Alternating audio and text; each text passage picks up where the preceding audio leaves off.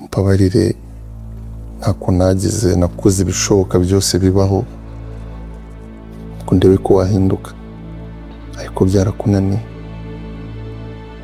njye nagusabaga gutandukana nawe. Right? Yeah. Umekingisha ko iri Marine kazabira hano muri urugo umwacane yombi wenyine kuko nyine ndi hano noneho wijunishe muryambane unzikuna ndishimye arandishimye nkanze mbona ribye kumwiryamiswa nkanze mbona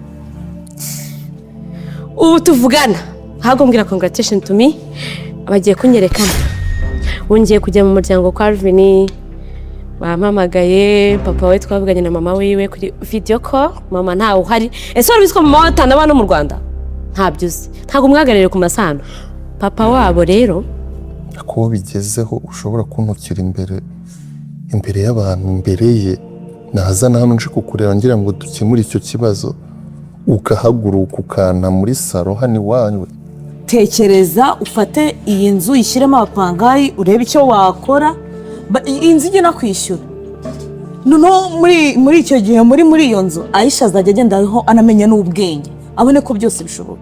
maze igihe ndahembwa nta mafaranga meruka pe byagenze bite se nyine nguna hari ceka kuko nta mafaranga aba hari ngo nta mafaranga aheruka nyine ngo kubona ngo biragoye cyane nabyo basi nkangusabe nima nta kibazo.